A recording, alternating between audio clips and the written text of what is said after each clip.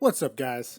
With the Spider-Man No Way Home trailer recently dropping, everybody's in full Spider-Man mode. So in today's video, I wanted to cover one of Marvel's most iconic stories, the death of Gwen Stacy. Now, when this story was released, it was a big deal, because back then, a hero's love interest never died. The good guy would always swoop in and save the day. It's like having a story where Superman doesn't save Lois Lane. It just didn't happen. And the death of Gwen Stacy is one of the most influential stories for the Spider-Man mythos, because Gwen Stacy was Peter Parker's first love, and in my opinion, his one true love. And I say this because what we see in the House of M story, the Scarlet Witch altered all of reality so that every superhero basically got their true desire. In Spider-Man's reality, he wasn't married to Mary Jane, he was actually married to Gwen Stacy. So that tells me that it's Gwen Stacy that Peter still wants to this day, over Mary Jane. Okay, so getting into the story, it opens with Spider-Man being pretty creepy. He's watching his friend Harry Osborn through the window. But what we see is Harry's at his father's home, and he's being seen by a doctor.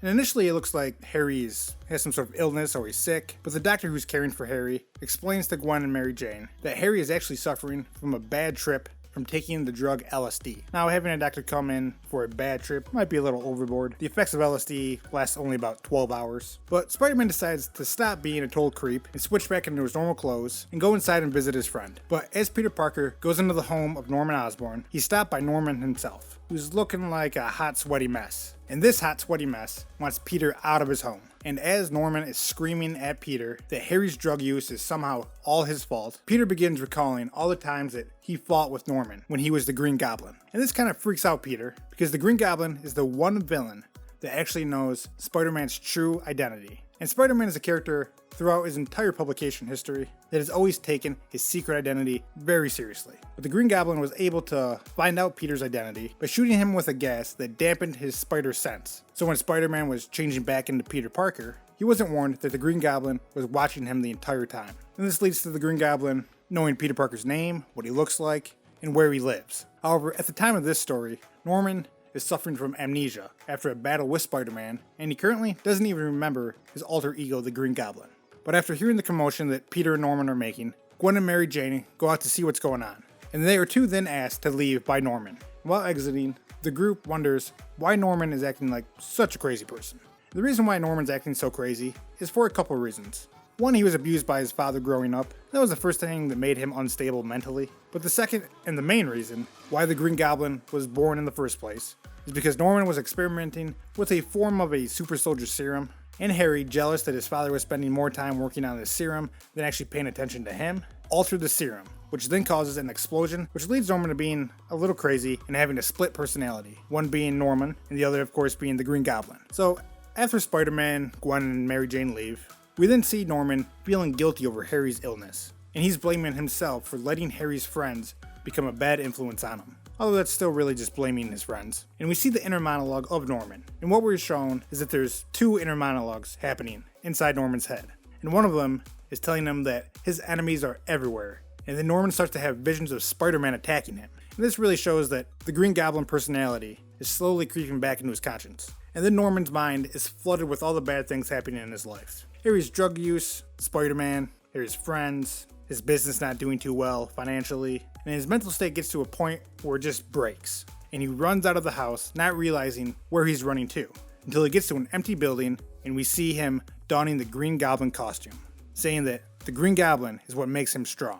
And with the strength of the Green Goblin, he wants revenge on all the people who have wronged him and his son. And most notably, Spider-Man, and anyone that Spider-Man cares about. And all these people, well, they must die. We see the Green Goblin take off on his Goblin glider and approach the apartment of Peter Parker. But at this point, Peter isn't home. It's only Gwen Stacy who's there waiting for Peter. We then jump to Spider-Man, who's making his way back to his apartment. And Spider-Man is pretty excited to be getting back home, because he's currently fighting with a sickness. And this sickness makes him feel very fatigued, weak, his body's aching, so he just wants to get home and cuddle up with Gwen. But when Peter arrives, he finds an empty apartment, and it looks like there was a fight that occurred inside. And Spider-Man's worst fears come true when he sees the calling card of the Green Goblin, a pumpkin bomb sitting in his living room.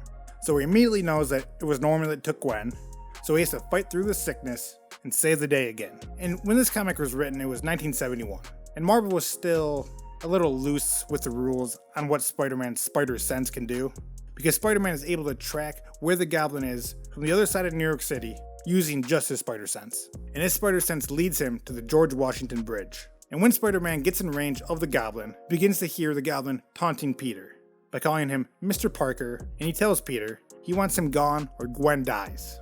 Peter doesn't take kindly to those threats, and the two of them begin to fight. Peter realizes after a few close calls by some of the Goblin's pumpkin bombs, he knows that with his current illness, he's going to have to play it smart, and he simply doesn't have the energy to engage in a long, drawn-out battle. And Peter also understands that the Green Goblin isn't messing around this time. It's pretty clear that he wants him dead.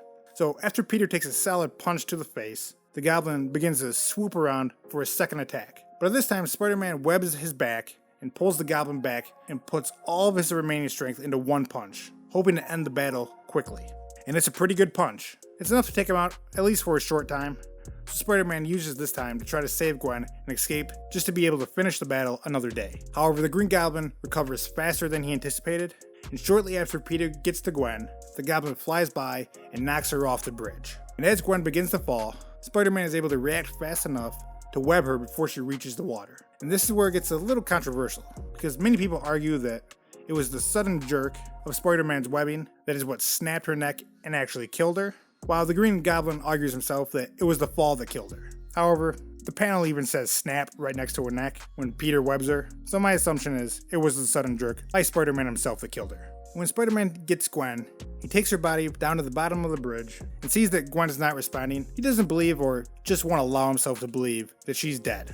And he keeps talking to her as if she was going to wake up. However, she never does. Gwen Stacy is dead. But when it does sink into Peter that she's dead, he swears to get his revenge by killing the Green Goblin. And this is when we get into the second issue of the story. It seems like the writer kind of just forgot that Peter was sick, because they never mention it again. Anyway, as Spider-Man holds Gwen's dead body, the Green Goblin really starts to push his luck by continuing to mock Peter. Peter takes after Norman to get his revenge, and he comes close to knocking him out a few times, but eventually the Goblin just escapes, completely forgetting about how he wanted to kill Spider-Man. But even with the Goblin escaping, Peter still swears on getting his revenge by killing Norman. And with the crowd gathered, they see Gwen's dead body there. This really freaks out Peter, because he's still very protective of Gwen, and he doesn't want anyone touching her body. So Spider-Man jumps down to the crowd, tells everyone to back off, even the police. And one of the police officers immediately recognizes that this deceased girl is someone that Spider-Man obviously cared very much for. However, his rookie partner immediately sees Spider-Man as a threat, and Spider-Man, still acting a little crazy, takes Gwen again, and he says, "Hey Gwen, don't worry, I won't let them hurt you." Obviously, Spider-Man's not in a good mental state right now. And Spider-Man has a flashback of all the good times that he had with Gwen. When they first met, when they fell in love, when Spider-Man got Gwen Stacy's father killed too. I'll tell you, the Stacys do not have good luck with Peter Parker. And Gwen Stacy's father died not too long before this comic came out. Her dad was an old police captain, and when Spider-Man and Dr. Octopus were fighting on top of a roof, Doc Ock knocked down part of the building, which rubble started to fall to the ground, and was about to kill a little boy. And Captain Stacy dives to save the little boy, pushing him out of the way, but gets crushed and killed by the debris from the building. Spider-Man's flashback is interrupted by the police officer. Tells him, I hate to do this, but the ambulance is here. You gotta let her go. Spider-Man says she doesn't need an ambulance. She's dead. And Spider-Man is the one that killed her. This obviously sounding like a confession to murder. The police then try to arrest Peter, but Peter acts out, pushing the police away quite easily. And after he pushes them down, he tells them that, hey, I got a Green Goblin to kill. And although the police open fire on him, he gets away. The first place that Peter goes is Norman's house to see if he's there. But Norman has not returned back to his home yet, and all he finds is a still tripping Harry Osborn. And Peter kind of thinks, hey, a good friend would stay with him, try to calm him down a little bit. But right now, he doesn't want to be a good friend. He wants to kill his dad. So the next place that Spider-Man goes is the Daily Bugle, and he goes to go visit the Daily Bugle's editor, Robbie, to see if he can find Norman owns any other properties. And Robbie's able to track down that Norman owns a warehouse in town.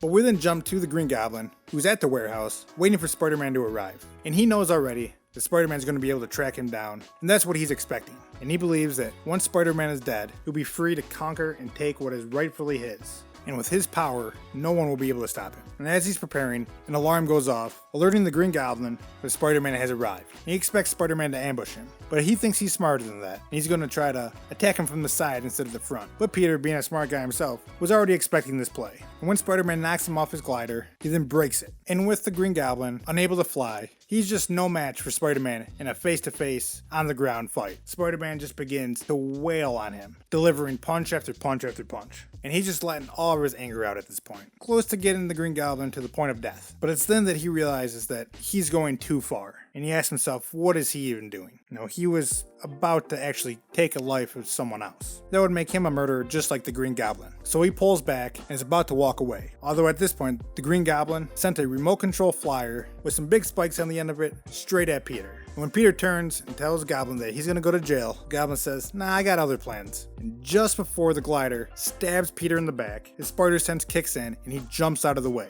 which leads the glider to stabbing Norman himself. And the glider stabbing him pins him to the wall, and when he finally drops to the ground, he drops to the ground dead. And even though Peter hated the Goblin, he feels sorry for the Goblin dying in this manner, dying in such a senseless, pointless way. He died in vain, and he thought that he would feel better seeing the Goblin dead, but instead, all he feels is emptiness. And it actually makes him feel even a little bit more alone than he already is. So after this, Peter goes back to his apartment, where he finds Mary Jane waiting for him. And she's there to try to comfort Peter and talk about how they just lost one of their best friends. And at first, Peter is just angry at her. He's just angry at everyone. Peter asks her, what do you care about two, kind of nerdy people like what me and Gwen were? And he says this because at this point, Mary Jane was kind of the partier of the group. And he just starts screaming at her. He starts yelling at her and wants her to leave. And she turns for the door, begins to open it, but turns back around and shuts the door to try to comfort Peter. And we all know where this relationship goes. And that's the story of the death of Gwen Stacy. So I'm going to wrap up this video now. Hope you guys liked it. If you did, make sure you slap that like button. If you want to see more videos like this, make sure you subscribe. And I'll see you guys on the next one. Peace.